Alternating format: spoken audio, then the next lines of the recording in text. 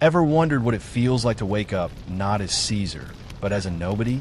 No palace, no toga, no glory, just dirt, debt, and the delightful aroma of 80 strangers who've never met soap.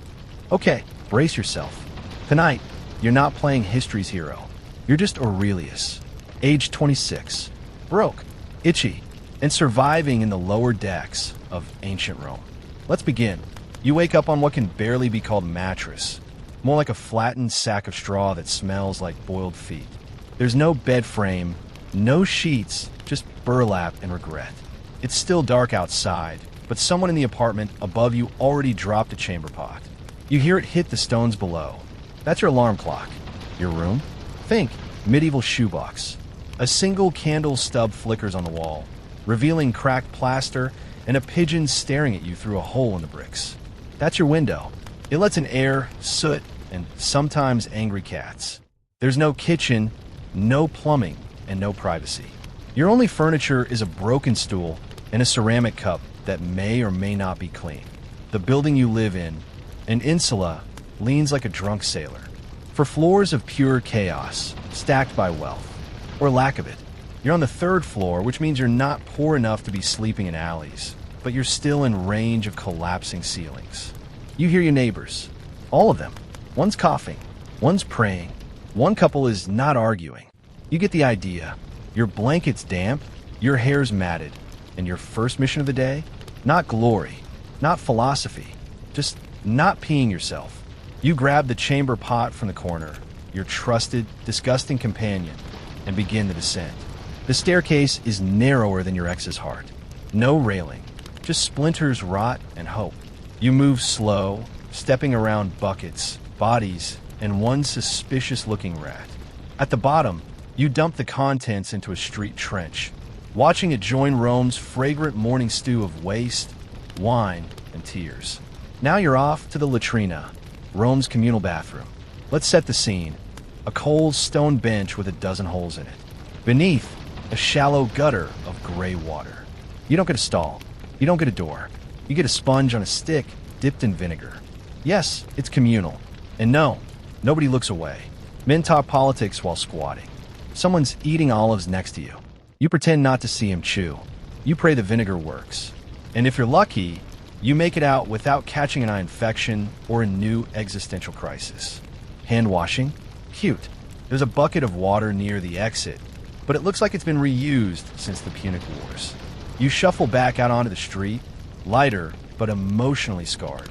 Your tunic clings to you from the humidity, and your dignity quietly files for divorce. Time for breakfast. Don't get excited. It's not eggs and toast.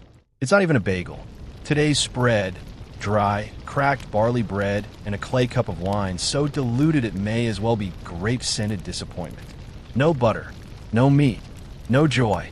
You chew, you sip, you swallow the sadness. And just like that, your day has started. You, Aurelius, the anonymous Roman citizen, have survived 1 hour. Only 23 more to go. Breakfast, blisters, and the brutal buzz of Rome. You're hungry, but not in a hopeful way. More like a crack this bread on a thief's head. Kind of hungry. You bite into a stale chunk of yesterday's panis. It's rough, dry, and somehow manages to taste like both limestone and disappointment. There's no butter, no jam, not even warm goat milk to soften the blow. Just you, a street corner, and the joyless crunch of carbs gone cold. If you're lucky, you smear a dab of fish sauce on it. Rome's infamous garum. A pungent paste of fermented fish that smells like feet left in the sun. It doesn't help. It makes things worse. But at least it's something. The rich, they get figs, honey, maybe almonds. You get crumbs and the deep satisfaction of not being dead. Yet, vendors pass by with chickpea fritters sizzling in bronze pans, honey pastries dusted with sesame. You inhale, dream, and remember, your coin purse holds exactly 3 pebbles and a broken button. You pretend your crust is cake and chew with fake pride. Welcome to breakfast in Rome. Calories optional, despair guaranteed. And now, it's time to work. Unless you've inherited land, owned slaves, or married into a toga fortune, you're putting in labor. Real labor. You might be laying bricks, hauling clay, pushing carts, or worse, scraping waste from clogged drains with a bent stick and a prayer. You're not alone. Dozens crowd the work sites, sweating before the sun clears the rooftops. There's yelling, always yelling. The foreman's stick is louder than the language. Show up late, and you lose a day's pay. Show up slower, and you might catch a stick across the shoulder. Fairness isn't part of the Roman work ethic. Productivity is. The tools? Rusted, wooden, and splintery. Your hands are your gloves. Your knees, your shock absorbers. Helmets? Don't exist. Boots? Sandals tied with dreams. If a brick drops wrong, that's your spine gone and your job with it. Rome builds greatness on broken backs, and you are one of them. Craftsman? Potter? Tailor? Doesn't matter. Competition is fierce, and customers want cheap, not good. If someone richer decides your pottery isn't pretty enough, you're done. No reviews, just rejection. Maybe you're a teacher. Lucky? Not really. You're teaching spoiled kids of minor nobles who call you mule and ask why they even need verbs. And women? They're working too. Selling olives in the square, weaving at home, running stalls, raising kids, keeping the house together, and hoping childbirth doesn't kill them. Every task stacked on top of the last. Multitasking before it had a name. If your overseer's feeling generous or just distracted, you get a break at midday. A chance to sit, drink water, maybe close your eyes. If not, keep lifting, keep sweating, keep surviving. And now, you hit the streets. Roman streets don't just smell. They attack. Step outside and you're in a war zone of goat hooves, shouting vendors, runaway carts, and suspicious liquids dripping from balconies. You dodge kids flinging fruit pits, slip past pigs rooting through garbage, and try not to offend the guy selling eels who's clearly had enough of life. The cobblestones? Smooth in some places, jagged in others. One wrong step, and your ankle becomes a historical footnote. And don't stray into the middle of the street. That's the gutter, an open-air sewer where everything goes. Human waste, animal waste, wasted wine. If it sloshes, it flows. You trip in it, and you wear it. No forgiveness. The air? It's a soup.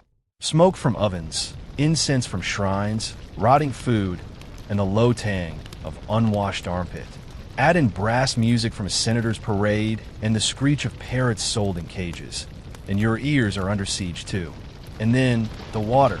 Rome, despite all this madness, brings clean water from distant hills via miles of aqueducts. But unless you live in a villa with private pipes, that water's not just yours. It's everyone's. You line up at the public fountain with 20 others, each with jars, jugs, or a child dangling by one arm.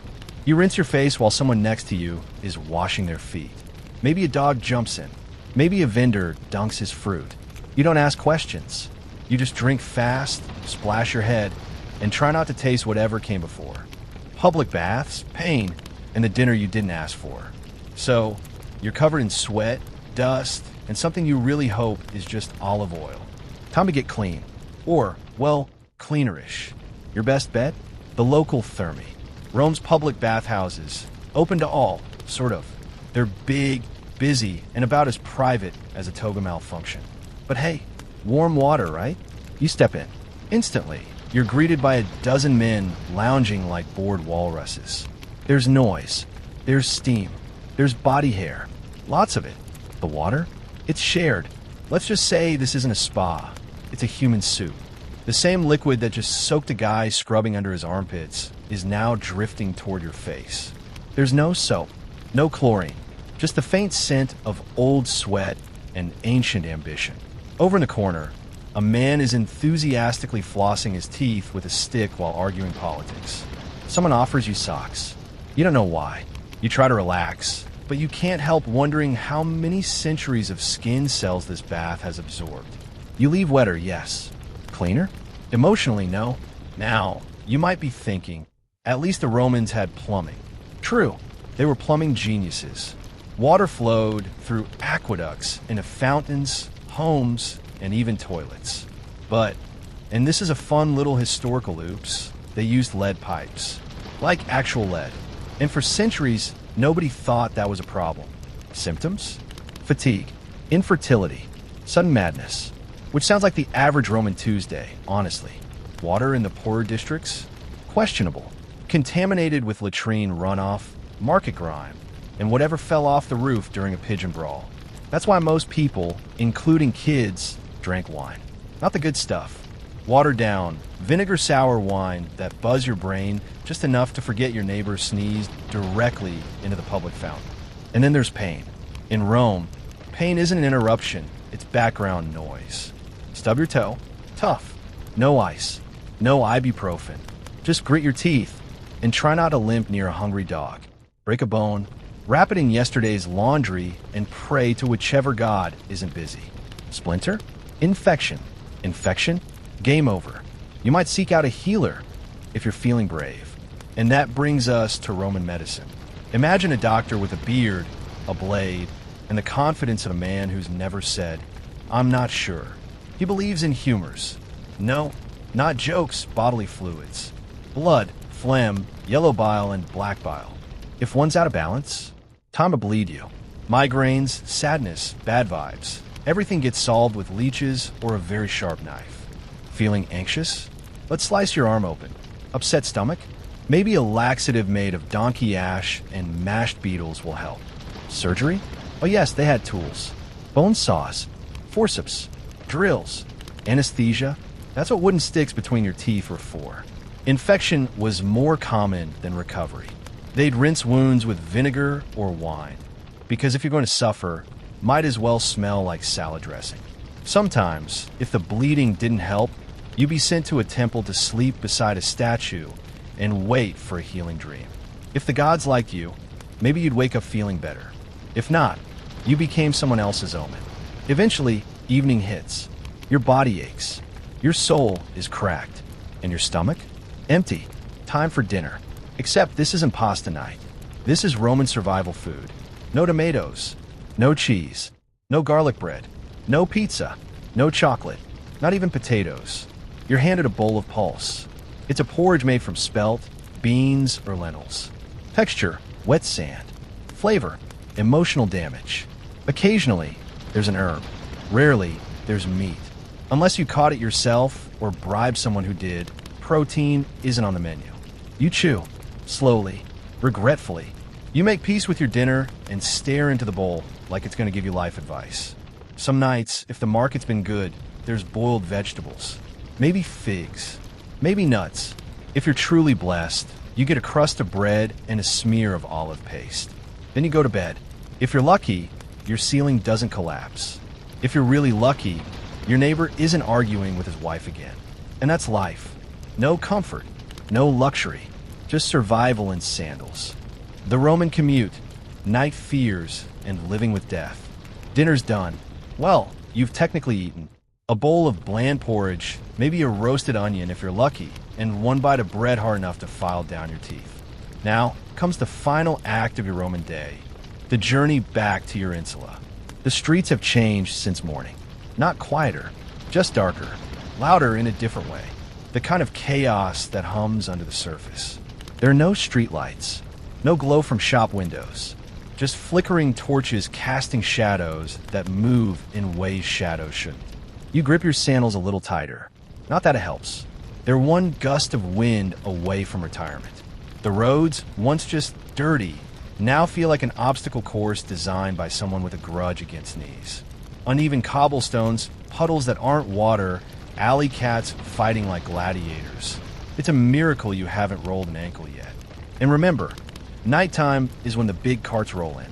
By law, Rome bans heavy wagons during daylight to ease congestion.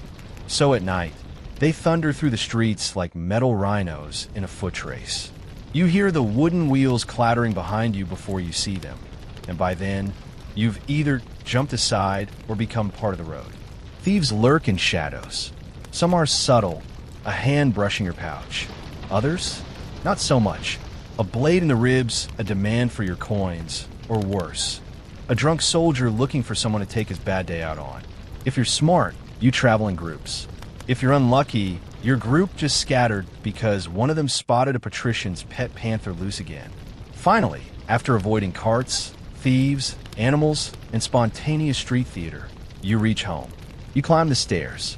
Slowly, Carefully, these aren't modern, building code-approved stairs. They're half wood, half hope, and all danger. They creak like they're confessing something. You pass neighbors, a woman scrubbing her kid in a bucket, an old man yelling at his invisible friend, a couple arguing about fish again. Your room awaits. It hasn't changed. Same hole in the wall, same blanket with the personality of wet wool. The air still smells like moldy socks and boiled regret. You sit, you breathe, you try not to cry. Sleep should come easy, right? Wrong. The city never sleeps. It groans, it yells, it stomps and coughs and argues all night. You hear it all through the thin walls. Someone's singing, badly. A baby's crying, again. A group of drunk men are reenacting last week's chariot race using actual chairs. Somewhere downstairs, someone drops something that definitely shatters. You hope it wasn't a person. You lie down. Your straw-stuffed mattress crinkles like an angry porcupine. Something bites your leg. You pretend it was a dream. You try to sleep. You think about tomorrow, about doing it all again. Except worse, because tomorrow you might get sick. And that's where things really get interesting. In the Roman world, illness isn't just inconvenient, it's terrifying. Let's say you catch a fever. Maybe from that sponge on a stick at the latrina, maybe from the public bath stew, or maybe from breathing in too much incense near a temple sacrifice. You feel weak, chills, achy bones. What do? There are no thermometers, no Advil, no health apps telling you to drink fluids. You call for help. Maybe a neighbor who knows a guy whose cousin once studied under a traveling Greek healer. Or you stumble to a temple, not for treatment, for help. Priests sometimes double as doctors. Sort of. They might burn herbs, chant over you, or rub you with oils made from bees, figs, and disappointment. If you're lucky, your fever breaks. If not, your neighbors start avoiding your room like it's haunted. Because death? It's not abstract. It lives next door. Rome is a city of 1 million souls packed into bad plumbing and worse ventilation. Disease spreads like gossip. Fast. Filthy. You could die from a cut, from a toothache, from a sneeze in the wrong direction. Children vanish before their 3rd birthday with heartbreaking regularity. Women disappear after childbirth. Men collapse mid-shift and never get up again. And there's always something new to fear. Plague, pox, poison, parasites, even rumors of curses passed through touch or eye contact. The city smells like it's rotting because parts of it are. If a body's not claimed, it's dumped into mass graves outside the walls. You might pass them on the way to work. Maybe that's why some Romans wear amulets, to ward off the spirits of the dead. Maybe it's why others just drink more wine and try not to think about it. But some citizens, they embrace the darkness. They carve epitaphs with jokes. They decorate tombs with skulls. They hold festivals to honor the dead, dancing, drinking, sharing stories of those who didn't make it. It's a weird kind of hope, the kind that says, life is short, so laugh louder, eat something, and don't die with your sandals on backward. You lie there in the dark.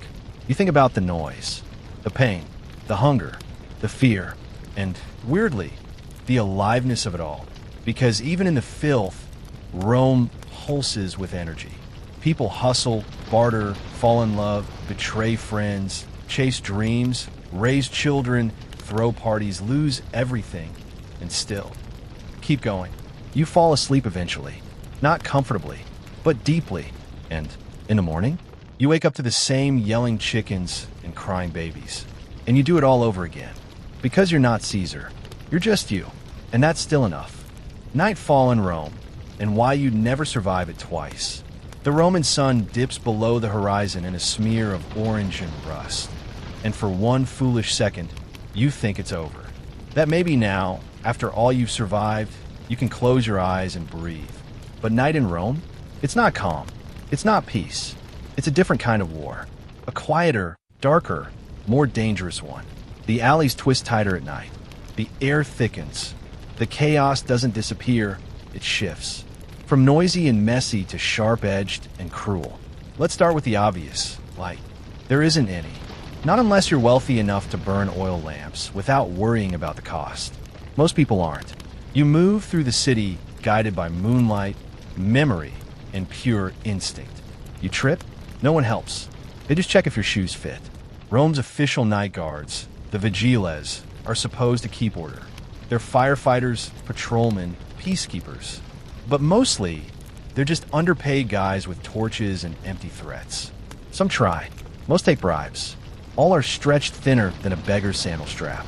And criminals? They know this. Night belongs to them. Thieves, cut purses, drunk soldiers, ex-gladiators with too much rage and not enough coin. If you walk alone, you're prey.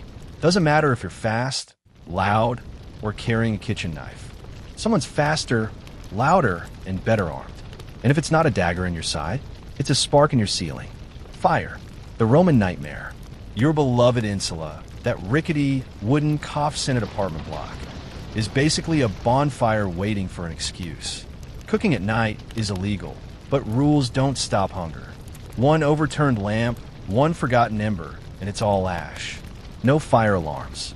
No exits. No mercy. The fire doesn't discriminate. It races through walls like a curse. You'll grab your tunic, your piss pot, and whatever god you believe in, and run. Run down splintered stairs, past screaming neighbors, into streets already filled with smoke.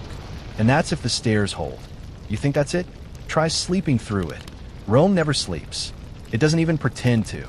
Taverns overflow with drunks reciting bad poetry. Dice games turn into street brawls. Processions for forgotten gods parade past at midnight, banging drums and yelling chants. A senator's mistress has a meltdown. The whole neighborhood hears. You try to rest, but your walls are whisper thin. The rats in the ceiling sound like soldiers on the march. Your neighbor coughs like he's trying to summon Pluto himself. And somewhere nearby, someone's either being murdered or making love loud enough to make you wish for murder. The air is hot. Your blanket's damp. You pray for silence. You get more shouting. This is Rome at night. Unforgiving, unrelenting, unhinged.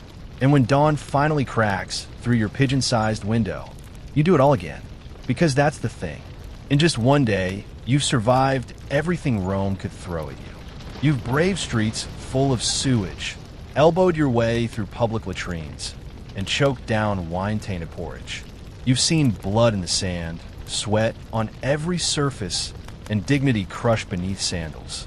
You've used a communal sponge, endured impromptu parades, and prayed to gods you don't believe in just to avoid being flattened by a merchant cart. You've worked till your fingers blistered, walked till your soles tore, and tried not to scream while being bathed in plague, water disguised as a bath. You are sunburned, filthy, possibly infected, emotionally compromised, and it's still only one day. Could you survive another? Let's be honest. No.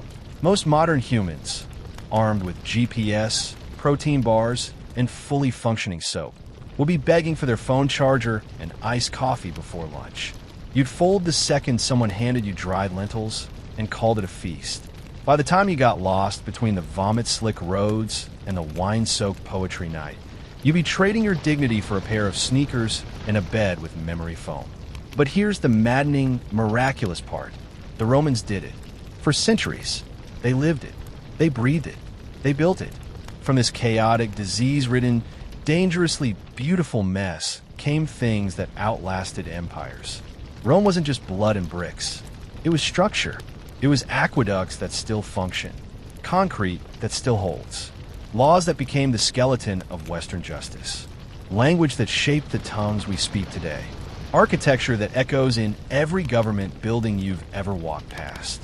They gave us the Senate, the veto, the idea of citizen power. They gave us maps of the stars, primitive surgeries, and philosophical debates that still pop up on college campuses and Twitter threads. Rome worked not because it was elegant, but because it was relentless. It was built not by emperors in white robes lounging on golden thrones, but by people like you. People who woke up sore, stepped over vomit, dodged flying sandals, and still showed up. People who endured, who built walls, carved stone, raised children, prayed to invisible gods, and kept walking, even when everything around them screamed, stop. They didn't. They pushed forward, because they had no other choice. Rome wasn't made of marble. It was made of pain, sweat, ambition, and survival. Layer by layer, day by punishing day. And you're here, safe, clean, watching history through pixels and narration. You're not meant to survive Rome.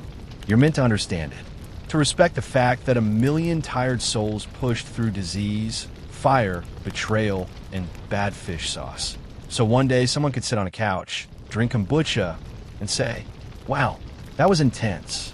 So tonight, when you climb into bed, maybe be grateful for antibiotics, for plumbing, for blankets without lice, and for the fact that somewhere, sometime, someone survived Rome, so you wouldn't have to. Rodigon, the warrior princess who conquered by letting her hair rot. Imagine being a Parthian princess in the 2nd century BCE. You've got royal blood in your veins, a name already carved into palace stone, Rodigon. And more importantly, you're not spending your days picking fabrics or sipping date wine. You're reading military reports, tracking rebel activity, and learning which regional governor just betrayed the crown this week. While others are perfumed and polished, Rodigon was being sharpened. She didn't have time for vanity. Not now. Not when the empire her father had expanded through war, diplomacy, and more than one hastily arranged marriage was threatening to fall apart at the seams. And soon, she'd make a vow so legendary, so symbolic, that it would echo through battle camps and rebel strongholds alike. She would not wash or comb her hair until the rebellion was crushed. Spoiler, it took a while. But let's rewind first. The Parthian Empire may have looked grand on maps, stretching from the Persian Gulf to the hills of Mesopotamia, but it was held together by duct tape and blood oaths. The western provinces, likely Media or Babylonia, were always twitchy. The latest rebellion? Bigger than usual. These weren't peasants with pitchforks. These were aristocrats, local leaders, full-on city rulers who decided the crown didn't scare them anymore. Maybe they saw a power vacuum. Maybe they thought no male heir meant no resistance. What they didn't expect was Rodigon. Ordinarily, the king might have sent a cousin, a general, a distant uncle with more ambition than skill. But not this time. Whether due to politics, timing, or sheer defiant pride, Rodigon herself took command. And not just as a figurehead. She wasn't some royal waving a scroll and calling it leadership. She armored up, mounted a horse, and made that infamous vow. No comb, no bath, no surrender. It wasn't for shock value. It was strategy, a public signal. Her appearance would reflect the progress of the war. And until the rebellion ended, she would let herself become a living banner of defiance. Her hair was her oath. Every tangled strand said, "This isn't over." Not yet. The soldiers rallied. Morale surged. She wasn't just a princess anymore. She was a symbol, not of royalty, but of resilience, of grit, of someone who didn't need gold to prove worth. Meanwhile, the rebels? Caught off guard. They'd expected protocol. They got punishment. Rodigon wasn't escorted by rose petals and court musicians. She rode with cavalry, grit, and the full weight of a nation that expected her to smash a rebellion and do it with unwashed dignity. Gone were silks. Her armor bore the dust of movement, the dents of battle. And her hair? Untamed, wild, dirty. It started to take on a life of its own. Part flag, part threat, part legend. The campaign wasn't quick. It wasn't clean. These weren't cities that could be bribed or frightened into submission. The rebels had fortified themselves, confident that hesitation would follow. But Rodigon didn't hesitate. She moved like smoke, struck like fire. Using Parthian tactics, lightning raids, sudden withdrawals, calculated ambushes, she outmaneuvered larger forces. Her troops respected her not just for courage, but for strategy. She led from the front. She wasn't some precious gem tucked behind lines. She was dust-streaked, bruised, and calling charges with a dagger in one hand and conviction in the other. By month 3, her hair was a battlefield of its own, knotted ropes of sweat, ash, and war prayers. She didn't care. The filth made her terrifying. Rebels whispered of a witch queen. Some swore her hair had turned to iron. Others said she hadn't slept in weeks. There was no witchcraft, just willpower and fear. Her soldiers joked, "The enemy's not afraid of our blades. They're afraid she'll never wash again." They weren't wrong. When her forces finally reached the last rebel city, A walled fortress swollen with stolen grain and arrogance. The rebels dug in deep. They thought they could wait her out. They didn't realize Rodigon had time. No reckless charges. No bloody drama. Just slow, relentless siege. She cut off supplies. Poisoned wells. Intercepted messages. She turned time into a weapon and let it rot them from the inside. And all the while, still no comb. She dined with her troops. Patrolled the perimeter. Slept on the same dusty mats. Her vow had grown sacred. No one dared even joke about breaking it. Inside the city, cracks formed. Discontent. Hunger. Arguments. Deserters. And then, the slip. One gate. Unguarded. For just an hour. That was all she needed. Her men slipped in. Opened the gates. By sunrise, the last rebel city was hers. Rodigon, sweaty, soot-covered, and radiant with fury, stood atop the city walls like a specter of victory. No trumpets. No parades. Her declaration of victory? Water. After months of war, she summoned her servants. Not in the palace, but in a public courtyard. She didn't want nobles. She wanted soldiers, the ones who'd bled beside her, to witness. Basins were filled. Boils were warmed. Combs were unearthed like sacred artifacts. And there, beneath the open sky, Rodigon washed her hair. Each knot undone was a city reclaimed. Each rinse, defiance washed into the soil. Some say she wept. Others say she laughed. But all say the silence was total. Thousands stood still as she emerged from that ritual. Grime rinsed away, but resolve stronger than ever. She wore no crown. She didn't need one. The dust had become her diadem. She could have returned to court with fanfare. Instead, she rode slowly, visiting the city she'd saved, inspecting gates, listening to complaints, paying for repairs from her own war funds.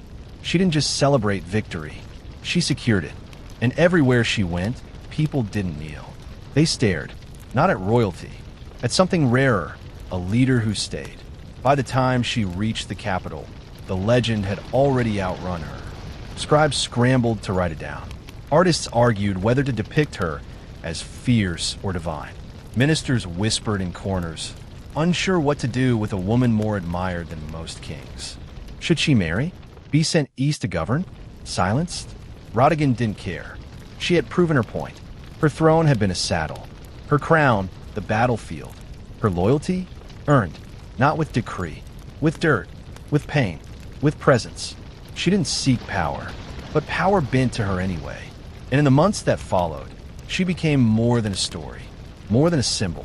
She became the standard, the name spoken when men fell short, the legend invoked when daughters stood tall.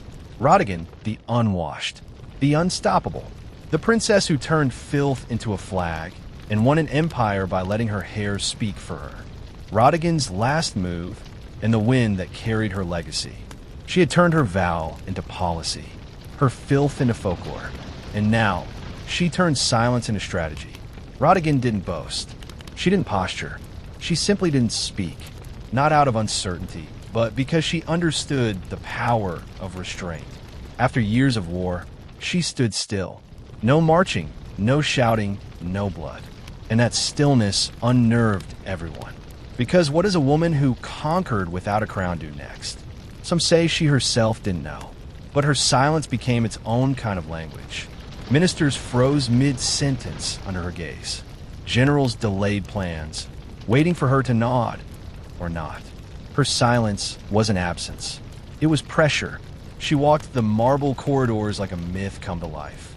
Hair now washed, but braided not just with gold thread, but with memory. Her existence defied the rules. She proved that Parthian might didn't have to wear a beard. It could ride into battle with tangled hair and return with cities kneeling. And all she had to do now was wait. Because sometimes the greatest move is no move at all. But time is rarely kind to women who lead. As the years passed, her name began to fade from the official records.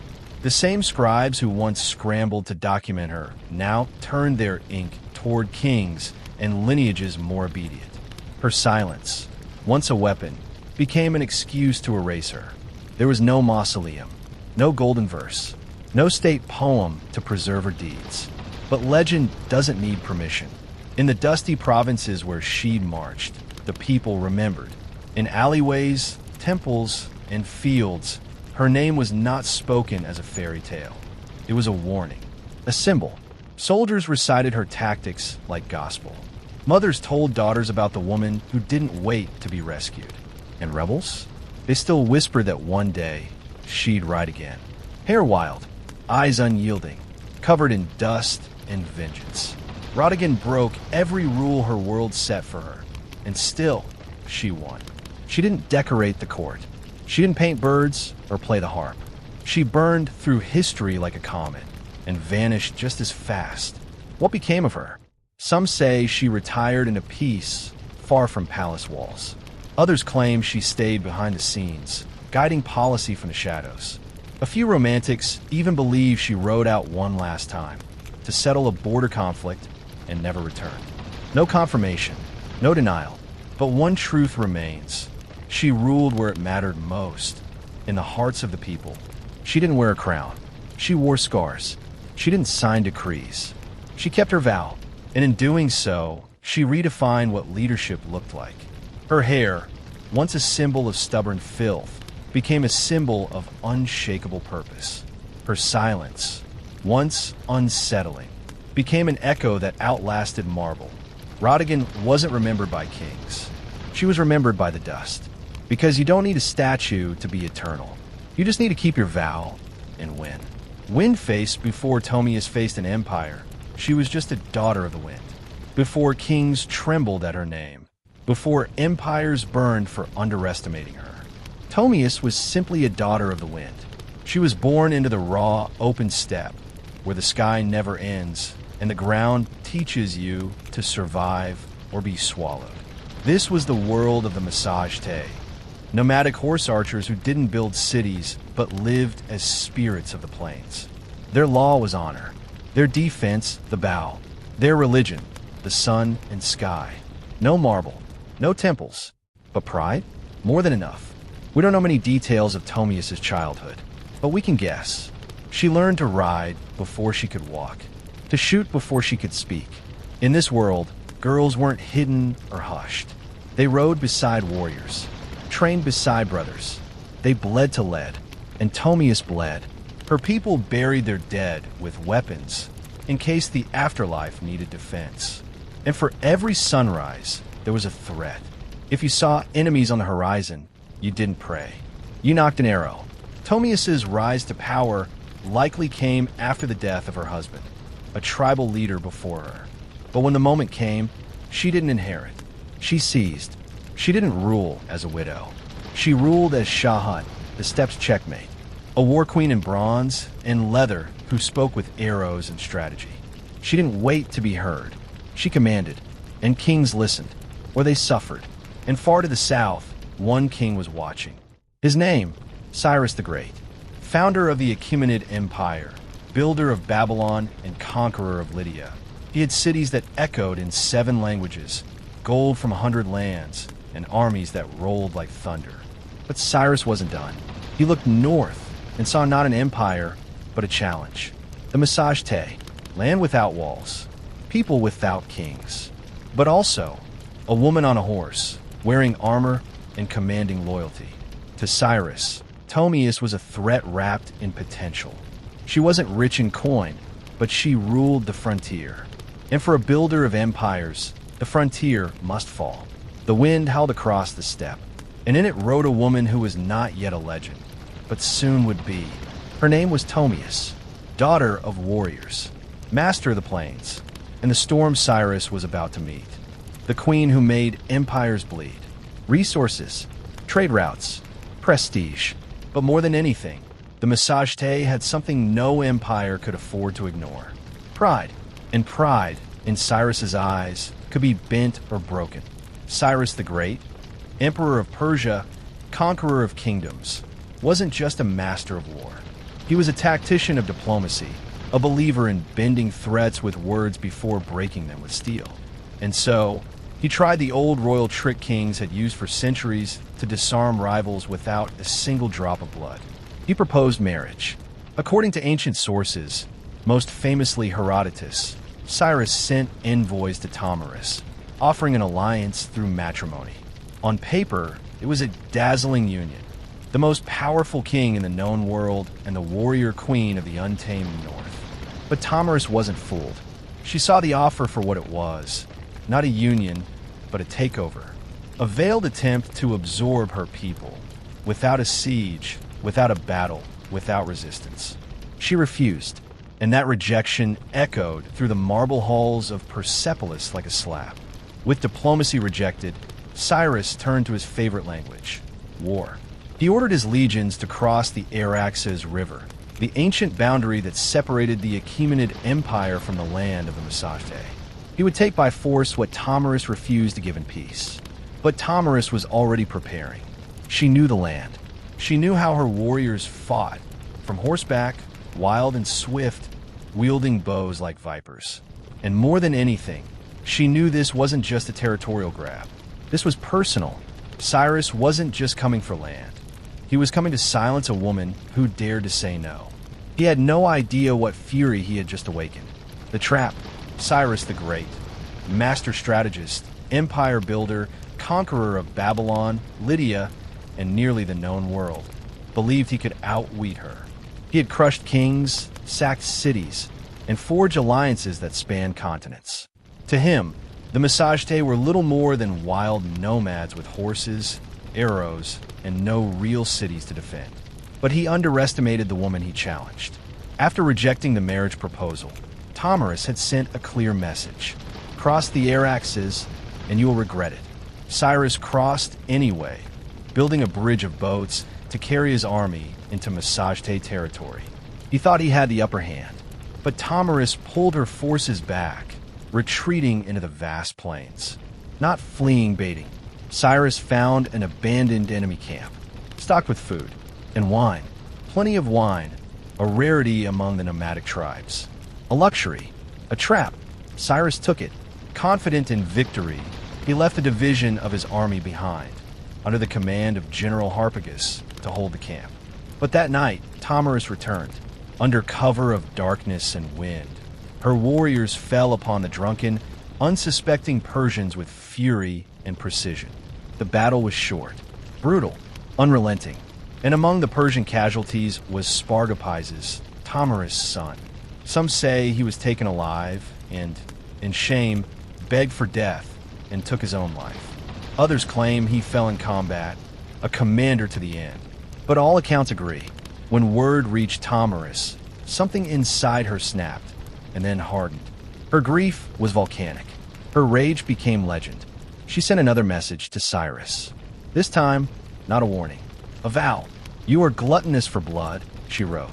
So I will give you your fill. She promised to drown the plains in Persian blood. The next battle wouldn't be a campaign. It would be an execution. The reckoning. Dawn broke over the plains like a blade. Tomyris stood before her army. Not just a queen now, but a storm. Her warriors, hardened by steppe life, painted their faces with ash and fury. This wasn't about diplomacy. This wasn't even about territory. This was blood for blood. Cyrus believed he'd face chaos. Disorganized tribal warriors, easily scattered. He was wrong. Tomyris knew her people. She didn't just know how to ride. She knew how to command. She launched a full-scale counterattack. Her cavalry swept the plains like a tide of steel. Arrows rained down. Axes cut through armor. Spears struck with purpose. The Persians, experienced, disciplined, formidable, had never seen this kind of rage and formation. And Tomyris wasn't watching from behind. She was in it, swinging, bleeding, shouting. Her very presence lit her warriors on fire. Every strike was a scream for her son.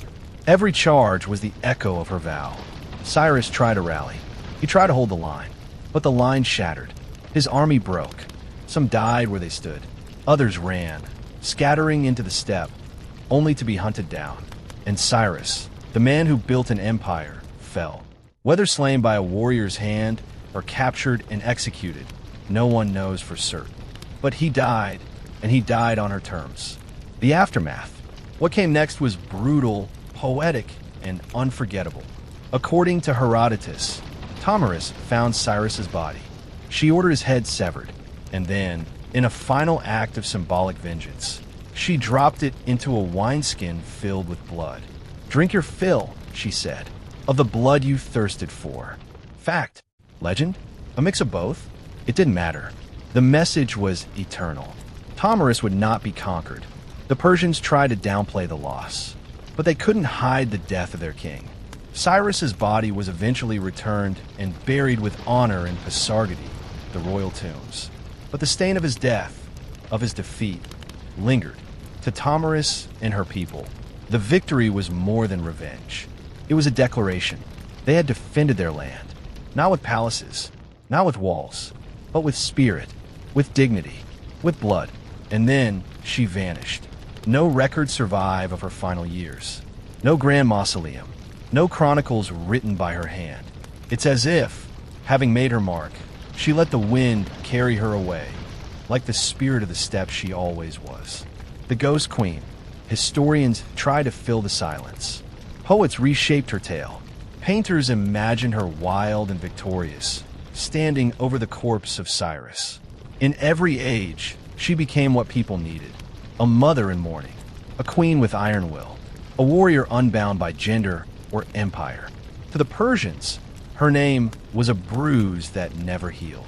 To the Greeks, she was a paradox, a so-called barbarian with more nobility than most kings. To Central Asia, she became folklore, a ghost queen who rides the wind with a blood-soaked sword and eyes that never forget. But one truth pierces through myth. Tomyris changed history. She didn't inherit a throne. She forged it with loss, fire, and rage. And for one brief, unforgettable moment, the steppe rose up on horseback and tore an empire down. The queen who refused to vanish. To Herodotus and his Greek audience, Tomyris wasn't just a warrior queen. She was a moral reckoning, a reversal of imperial arrogance. A woman who destroyed a conqueror, not with legions or politics, but with the unrelenting rage of a mother who had lost her child. Cyrus the Great, builder of an empire, subduer of kingdoms, fell not in a grand campaign, but in a moment of hubris. And Herodotus etched it in stone. The wineskin of blood, the severed head, her chilling words, "Drink your fill." But was it true? Modern historians argue endlessly. Some say Herodotus embellished, bending the facts into a morality tale meant to humble Persia, a persistent threat to the Greek world when he was writing. Others believe that while the details may be stylized, Cyrus's death at Tomyris' hands likely did happen. The wineskin, perhaps, was metaphor, but the victory? Possibly real. What's certain is this: Herodotus chose her for a reason. He portrayed the Massagetae as wild but noble. Exotic, yes, but in a way that mirrored Greek ideals of freedom and honor. And Tomyris, in this reflection, wasn't a savage. She was the moral counterbalance to Persian ambition. A barbarian? No. A reckoning? Yes. And even if the facts bent with time, Herodotus ensured one thing: she would never be forgotten. Because of him, she crossed the boundary between history and myth, where facts blur but impact sharpens. No throne, no stone, just wind and memory. Unlike the emperor she defied, Tomyris didn't build palaces. She didn't stamp her name on laws or have her image minted into coins. She didn't leave behind cathedrals or dynasties carved into limestone. Her people, the Massagetae, were nomads. They lived not by monuments, but by rhythm. Land, sky, horse, fire. No archives, no marble. Only stories passed from firelight to firelight, tent to tent. Her legacy became a whisper in the wind. She was one of many fierce tribes who roamed Central Asia. The Massagetae, Saka, Scythians, and Dahi, all feared for their horse archery, their mobility, their refusal to be ruled. To the Persians, they were chaos incarnate. To the Greeks, they were freedom, untamed. And in that world, Tomyris was rare, but not alone. Steppe culture granted women more freedom than many civilizations of the time. Women rode, fought, hunted, commanded, and archaeology has confirmed it. Graves of warrior women buried with bows and armor now back the legends. Tomyris wasn't fantasy. She was tradition, elevated. Her authority didn't come from divine right or noble birth. It came from respect, strategy, and the willingness to bleed beside her people. She wasn't a relic. She was a rallying point. But because her people didn't etch her story in stone, she became a phantom queen, known only through the writings of outsiders and the oral traditions of warriors who followed her hoofprints across the plains. Across time, her echo grew louder. Empires rise and fall in stone, but the stories of the steppe ride with the wind. The Persian Empire continued. Yes, Cyrus's heirs built Persepolis, warred with Greece, and fell to Alexander the Great. But Tomyris' legend endured, not in palaces, but in resistance songs. To Persians, she was a scar. To Greeks, a marvel. To her people, a spirit that rode with them still. She became more than a queen. She became a symbol of female strength, of unbreakable pride, of the untamed spirit of the Central Asian steppe. She was no Roman, no Greek, no Persian. She belonged to no empire. That made her dangerous. That made her eternal. Even centuries later, in the Islamic world, her name, reshaped by time and translation, occasionally surfaced in chronicles. Some called her a just ruler. Others feared her wrath. Always remembered, never forgotten. The queen rises again. By the Renaissance, European artists rediscovered her. Through Herodotus's words, they painted her in elaborate armor, standing triumphant over the lifeless body of Cyrus. In one painting, she holds his severed head aloft, blood-soaked, eyes blazing. A trophy, a warning, a crown of consequence. The scene was dramatic, yes, but also political. To artists and scholars of the time, she wasn't just a warrior. She was a woman who refused to play by the rules of history, who didn't survive in a man's world. She conquered it. In the 19th and 20th centuries, as nationalism spread through Central Asia, Tomyris was reborn again, this time as a cultural icon.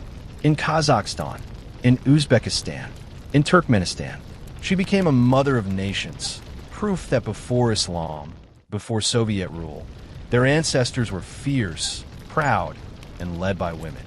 Her name appeared in textbooks, her image in statues, her legacy honored in military ceremonies, her tactics studied with pride. She, who once rode through the plains barefaced and unbowed, now rode through memory and through revolution. Not a saint, not a slogan, a force. Tomyris doesn't fit neatly in modern boxes. She was no saint, not passive, not polite, not a figurehead for peace.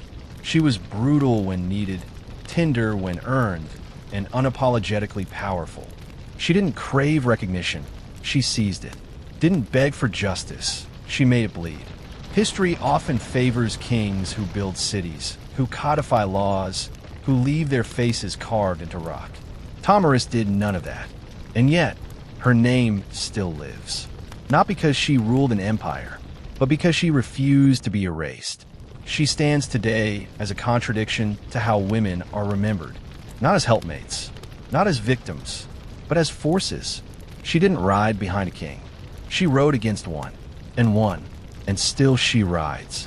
Her story lives on, not just because she killed a famous king, but because she dared to defy him. She wasn't defending an empire. She was defending freedom. A freedom that slept under the stars, rode with hawks, and answered to no crown. Today, her statues rise in Central Asian capitals.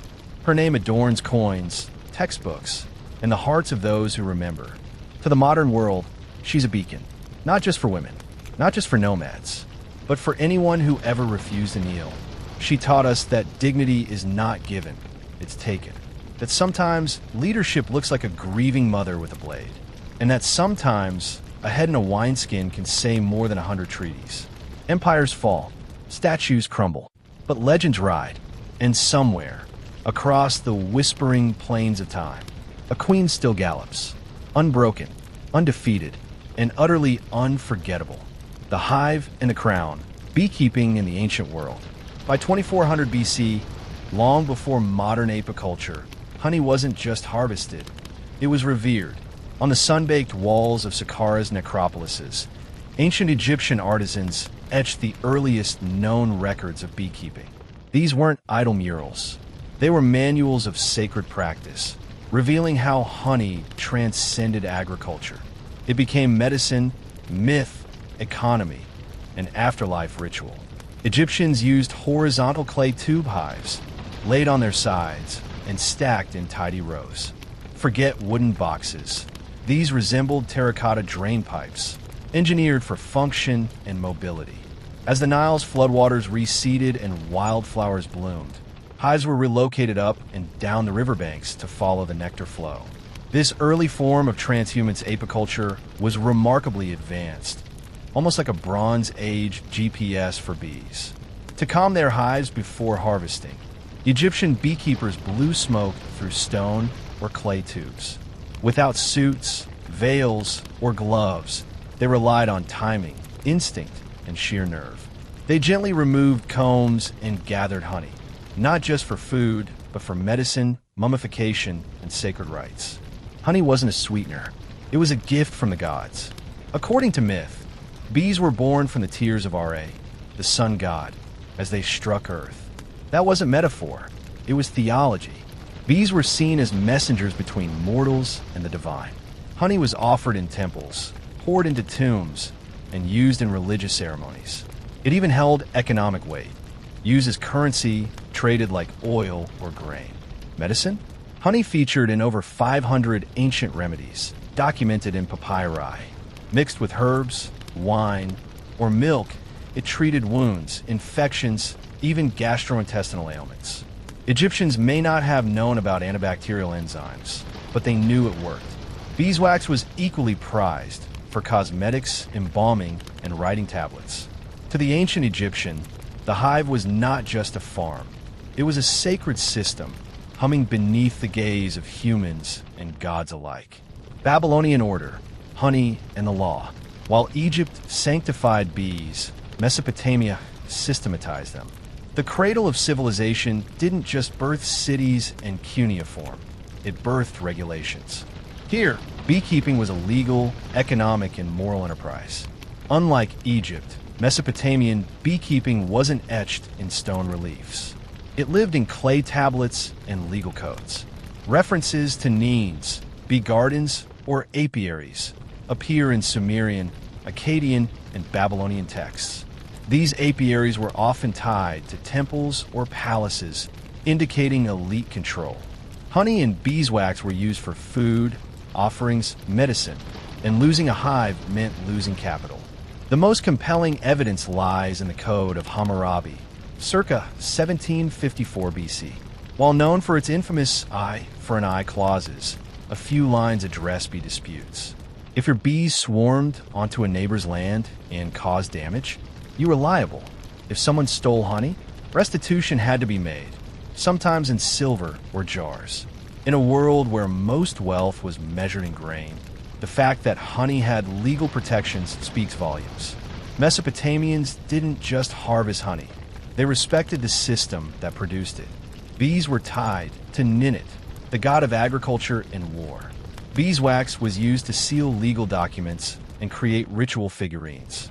In Mesopotamia, the hive wasn't just a buzzing cluster of insects. It was a bureaucratic microcosm, representing order, fairness, and divine balance. While their hives are lost to time, scholars believe they used mud brick or woven basket hives, perhaps shaded in gardens or rooftops to escape the heat. And if a bee sting caused damage, expect a court case. Anatolian rites, bees, and the Hittite spirit. Far from the floodplains of the Nile and the ziggurats of Babylon, in the rugged highlands of Anatolia, the Hittites practiced beekeeping with reverence and ritual. To them, bees were not commodities, they were sacred emissaries. In texts from the 14th and 13th centuries BC, bees appear not as insects, but as agents of purification. One surviving ritual describes summoning a bee to go and remove the evil, the impurity, and the wrath of the gods. The bee was not sacrificed. It was released, a rare gesture of respect in a world where most offerings were burned or bled. The Hittites used honey in libations, anointing rites, and offerings. It was poured, mixed with wine or grain, and burned as a spiritual medium, a conduit between human plea and divine reception. Honey wasn't just consumed, it was activated. Archaeological remains suggest clay or woven hives, stored in protected temple enclosures. Like Egypt, the Hittites may have used portable tube-like hives, but their practice was deeply entwined with religious festivals and state rituals. Beekeepers likely served under temple authority, and their harvests held more ceremonial weight than commercial. The Hittites also recognized seasonal bee migration, noting how blooms triggered swarming and honey flows. They weren't just farmers, they were ecologists tracking rhythms that connected gods, humans, and the earth. Here, the buzz of the hive wasn't noise. It was a sacred frequency, vibrating through both bones and belief. Greek genius, the hive as polis. When the ancient Greeks turned their minds to bees, they didn't just imitate, they theorized. The hive became more than agriculture. It became ideology. To the Greeks, bees were models of the ideal city-state. Hierarchical, orderly, productive. The polis in miniature. Some admired bees' loyalty. Others feared their sting. But all agreed there was wisdom in the hive. Greek beekeepers revolutionized apiculture. Moving beyond clay tubes, they developed terracotta hives with removable lids, allowing honey extraction without destroying the colony. This was a leap toward sustainable harvesting. They mastered smoke control, too, crafting clay bellows to gently calm bees. This innovation reduced stings, preserved the hive, and allowed multiple harvests per season. And then came Aristotle. In his Historia Animalium, Aristotle dissected bee behavior with surgical curiosity. He noted role differentiation. Some bees foraged, others defended, some ruled. He wrongly believed the hive leader was a king, not a queen, but his observations were pioneering. He was the first to describe swarming behavior, seasonal rhythms, and pollen collection. For Aristotle, bees weren't just fascinating, they were windows into nature's order. The Greeks saw bees as divine agents, linked to Demeter, goddess of agriculture, and Artemis, protector of wild creatures. Priestesses were even called Melissae, bees, echoing the sacred feminine buzzing in temple corridors. To the Greeks, the hive was nature's temple. Bees were guardians of balance, avatars of logic, and architects of unity. From Egypt's sacred tubes to Babylon's legal scrolls, from Anatolia's purifying wings to Greece's philosophical combs, bees shaped civilization. They gave us sweetness, medicine, order, and metaphor. The ancient hive was not just a place of honey. It was a living shrine to everything humanity hoped to cultivate. Healing, balance, discipline, and awe. And as long as the hive sang, civilization buzzed forward. Aristotle once wrote about a king bee who led the hive, though he misidentified its gender. Despite that, his keen observations laid the groundwork for centuries of study. To the ancient Greeks, honey was more than a sweetener. It was a cultural cornerstone. It flavored cakes, preserved fruit, and enhanced wine. Medicinally, it was believed to carry divine power. In myth, ambrosia, the food of the gods, was often imagined as honey mixed with wine. Bees themselves were sacred, associated with Artemis, goddess of the wild, and Demeter, deity of harvest. Bees held feminine power. Priestesses of Artemis were called Melissa, meaning bee in Greek. These weren't symbolic titles. They reflected a genuine reverence for bees. The Greeks saw the hive not only as a source of sweetness, but as a model of order, grace, and natural law. Studying bees meant peering into the structure of nature, and perhaps into divine order itself. While the Greeks adored the mystery of bees, the Romans mastered the mechanics. Beekeeping in the Roman Empire became an industry. Across the provinces, from Gaul's vineyards to Hispania's hills, honey was produced on a scale worthy of Rome. They inherited apicultural knowledge from Greeks and Etruscans and built upon it. Writers like Varro and Columella gave detailed instructions on how to raise bees relocate hives, and harvest efficiently. Their works feel surprisingly modern. Roman hives took many forms: hollow logs, woven baskets, clay tubes, and bark containers sealed with dung or mud. Hive designs were tailored to geography. In colder climates, insulation was vital. In warmer areas, ventilation mattered more. Beekeepers adapted with ingenuity. Smoke was used to calm bees. Clay pots filled with smoldering thyme or oregano were placed near the hive's entrance, reducing aggression and perhaps flavoring the honey. Harvesting involved iron knives for slicing combs. Wax was melted and filtered, used for candles, tablets, and even ship waterproofing. Honey wasn't just food, it was fuel. Mixed into wine, sauces, and even meat glazes, it sweetened the Roman palate. Athletes consumed it for energy. Soldiers used it in field rations. Doctors, following Hippocratic traditions, applied it to wounds, fevers, and digestive issues. But Rome's beekeeping wasn't just about flavor or healing. It was about system. Large estates had dedicated apiaries run by enslaved workers and overseen by managers. Ledgers tracked production. Surplus was sold or exported. Bees were model citizens, disciplined, industrious, and organized. In Rome's eyes, a good hive was a mirror of a well-run empire, efficient, fruitful, and unwavering. Beyond economics, bees carried spiritual significance across cultures. In Egypt, Greece, Mesopotamia, and beyond, bees were more than insects. They were mystical intermediaries. Their golden gift, honey, was sacred. In Egyptian mythology, bees were born from Ra's tears. When those divine tears hit earth, they became bees, thus linking them directly to creation. Honey was used in temple offerings and embalming rituals. Pharaohs of Lower Egypt bore the title He of the Sedge and the Bee, a royal emblem tying sovereignty to cosmic balance. In Greece, the symbolism deepened. The priestesses of Demeter and Artemis, goddesses of fertility and wilderness, were called Melissae, bee women. These priestesses were believed to bridge human and divine realms. At Delphi, the great oracle was sometimes called the Delphic bee. For Greeks, the hive was an emblem of ideal society, ordered, disciplined, and sacred.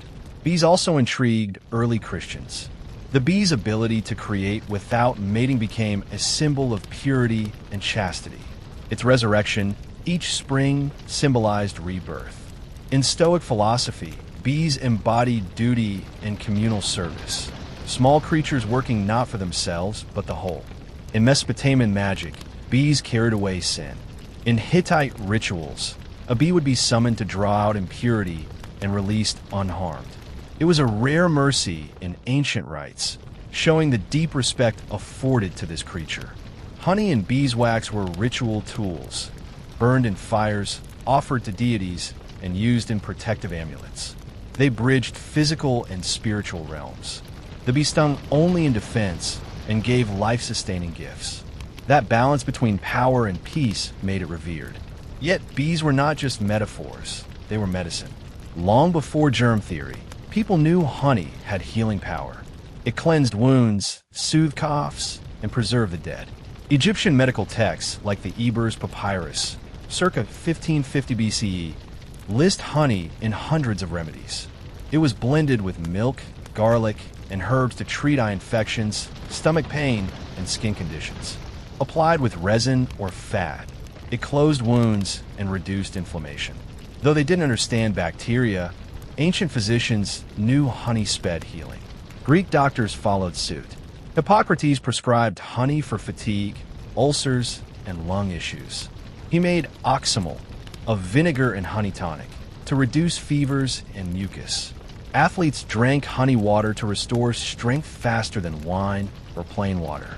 In India, Ayurveda praised honey, madhu, as a sacred substance. Texts classified it by source and effect. Honey was said to balance the body, detoxify the system, and treat poison. It was consumed during sacred fasts and offered to gods during pujas. Religious and medical uses overlapped. Romans, too, embraced honey as a healer. Pliny the Elder recorded dozens of uses in his natural history, from digestive aids to salves and gargles. It was mixed with poppy for sedation, used after battle, and stored by surgeons for emergencies. Beeswax also found its way into medicine, as a base for balms and fillings, preserving wounds, and even plugging teeth. In short, honey healed across continents and centuries. It was a golden thread in early medicine, surviving where other remedies failed. But ancient beekeeping wasn't just about belief or biology. It was also about brilliant tools and techniques. Early beekeepers were problem solvers and innovators. One of their most ingenious developments was hive design. Egyptians perfected horizontal clay tubes, portable and stackable. These mimicked natural bee dens and allowed seasonal relocation. Similar styles appeared in Mesopotamia and Anatolia. Greeks refined this with hives that had removable sections, enabling harvest without colony destruction. This was a major leap toward sustainable beekeeping. Romans diversified further, using bark, logs, baskets, and ceramics, tailoring hives to local needs. To safely extract honey, they developed smoke tools. Greeks invented clay bellows to direct smoke into the hive. Romans improved it, burning herbs like thyme for a calming and possibly flavor-enhancing effect. Harvesting tools were simple but effective, wooden or bronze knives for comb slicing. Sometimes honey was pressed. Wax was melted and reused. Protective suits didn't exist, so beekeepers relied on skill and timing. Their calm, careful methods kept stings to a minimum. These ancient keepers also tracked bee behavior meticulously. They noted seasons, migration, and bloom cycles. Some practiced transhumance, moving hives to follow flowers, like today's migratory beekeeping. Honey storage, too, was thoughtful. Egyptians used sealed clay jars to prevent spoilage. Honey's long shelf life became legendary, viable even after centuries inside tombs. Spiritual care was also important. Rituals were performed to bless hives, honor bee spirits, and ensure harvest success. In some cultures, angering bees was considered a moral offense. Altogether, ancient apiculture was a blend of science, skill, and spirituality. Every element, from hive design to harvest ritual, reflected a deep respect for nature and a desire to work with, not against, its rhythms. That ancient legacy still echoes today. Modern beekeeping owes much to these early pioneers. Their inventions, smoke tools, hive sections, migratory practices, laid the foundation for today's apiaries. Their understanding of bee society inspired thinkers, leaders, and scientists alike. Honey's role in early medicine also shaped global health. From Egypt to Rome to India, its uses informed traditional remedies still valued in some regions. Beeswax's applications in art, cosmetics, and construction sparked entire industries. Even more enduring is the bee's symbolic power. Religious ceremonies around the world still feature honey. Folktales still revere the bee as a bringer of wisdom and renewal. Art still paints it as a symbol of order, humility, and resilience. And then there's the environmental legacy. The ancient practice of moving hives to follow flowers, transhumance, is now a vital part of modern agriculture. Commercial beekeeping supports global food systems. Pollination by bees remains crucial to our survival. Today, we face new challenges: pesticides, habitat loss, climate change. And yet, the core relationship between humans and bees is unchanged. We depend on them, and they unknowingly continue to shape our culture, health, and future. The story of ancient beekeeping is more than a historical curiosity. It's a testament to human innovation, ecological respect, and spiritual awe. It's a reminder that even the smallest creatures, given care and understanding, can inspire science, faith, and survival.